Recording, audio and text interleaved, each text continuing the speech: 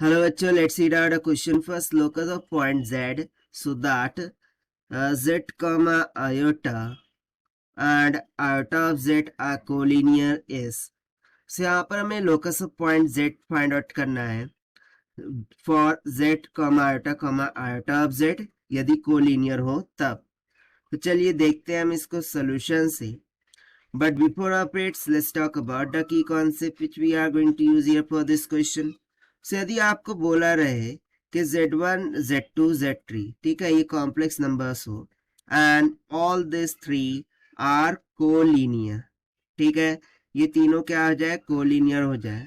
सो उस टाइम पर हम कॉन्सेप्ट लगाएंगे कि z1, z2, z3, z1 का बार, z2 का बार, z3 का बार जो कि basically conjugate of z1, z2, z3 है रिस्पेक्टिवली ठीक है.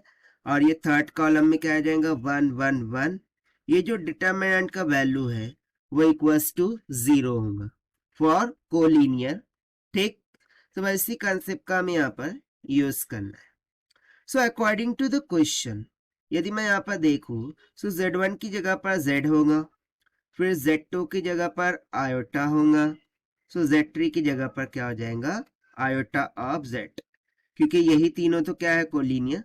So according to the concept I can write कि z1 क्या हो गया z, z2 है आयोटा, z3 है iota of z.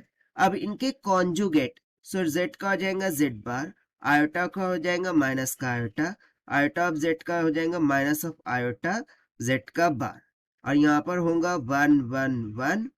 This determinant will be equals to 0 right. so इसको along the first row expand करते हैं. so z को किया common in bracket 1 into iota minus का iota, then minus minus will get plus iota into z bar, then minus में z bar को किया common so 1 into iota हो गया iota minus में iota into z into 1 iota of z हो जाएगा, then plus में 1 को किया common then minus times of iota into iota, iota का स्क्वायर into z बार हो जाएगा, then minus minus will get plus iota का स्क्वायर into z ठीक है. ये होल टर्म किसकी इक्वल रहेंगी 0 की. सो दिस इम्प्लाइज ना इसको अंदर मल्टीप्लाई कर देते हैं minus z times of iota ठीक है, देन प्लस में आयोटा z का बार माइनस में iota z bar minus minus plus ठीक है, और ये हो जाएगा आयोटा z का bar then plus minus minus. ना let me remind you iota का वैल्यू होता है माइनस का अंडर रूट माइनस 1. सो आयोटा स्क्वायर निकालेंगे तो माइनस को 1, सो ये माइनस और आयोटा का square so minus minus will get plus right. So यहाँ पर सिंपली z बार बचेगा प्लस में और फिर यहाँ पर क्या हो जाएगा माइनस में z. This will be equals to 0. Now if you remember so हमने एक प्रॉपर्टी पढ़ रखी थी that is z into z bar. This is equals to mod of z का स्क्वायर राइट. ये प्रॉपर्टी होती है. सो इस प्रॉपर्टी के अकॉर्डिंग यदि मैं यहाँ पर देखूं सो माइनस z आयोटा और माइनस z बार आयोटा ओके. यहाँ पर हम देखिए क्या कर सकते हैं कि ये वाला टर्म देखिए और ये वाला टर्म देखिए, इनमें से z को कॉमन निकाल देते हैं सो 1 माइनस आयोटा बच जाएगा. उसके बाद z का बार देखिए एंड यहाँ पर ये वाली टर्म देखिए राइट. सो इसमें से यदि मैं प्लस में z बार को कॉमन निकालूं सो 1 माइनस का आयोटा बच जाएगा. सिमिलरली प्लस आयोटा z का बार ये क्या हो जाएगा आयोटा मॉड ऑफ z का स्क्वायर और ये वाला भी वही टर्म है सो ये 2 times of iota mod of z का स्क्वायर हो जाएगा और इसको इक्वेट करेंगे हम 0 से राइट. नाउ अब हम क्या करते हैं कि z को लेफ्ट कर लेते हैं x plus iota of y की इक्वल. सो इसका कॉन्जुगेट क्या हो जाएगा यानी कि z bar that will be equals to x minus iota of y. तो देखिए जो मॉड ऑफ z का स्क्वायर है ठीक है that will be equals to in bracket under root of x square plus में वाई स्क्वायर हो जाएगा, और इसका क्या है square, so root square cancel, it will simply comes out to be x square plus में वाई का square.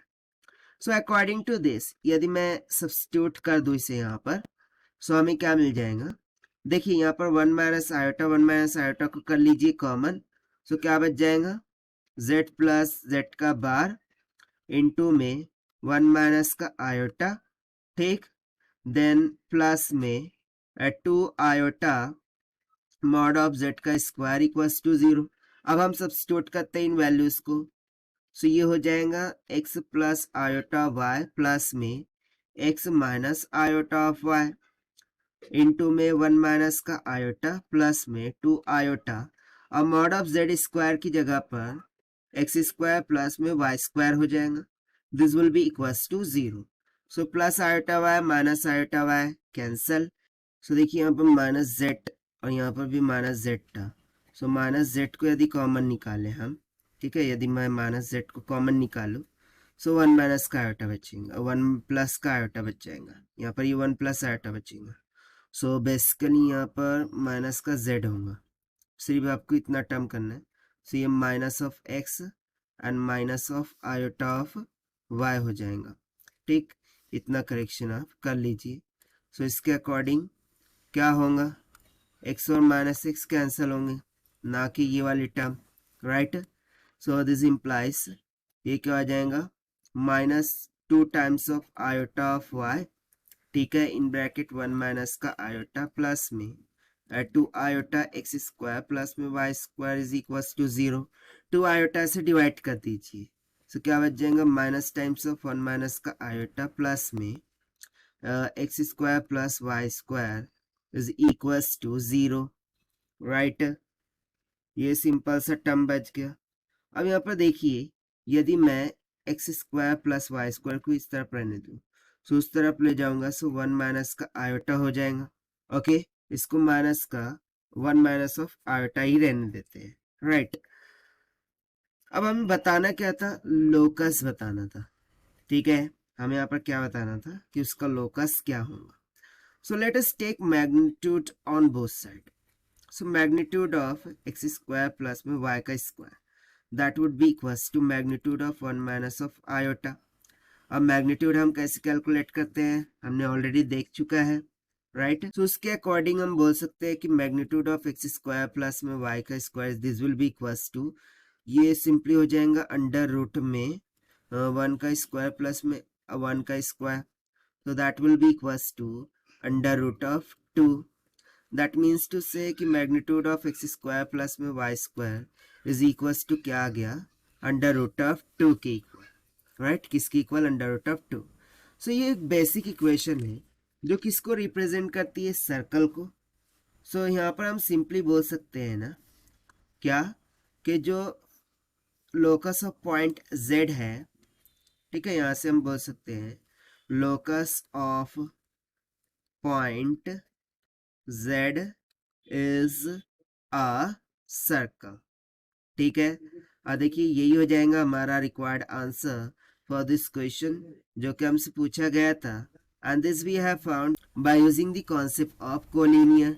Now let us take the option, so option B will become correct, so this is the required solution. I hope you understood well. Best of luck, thank you.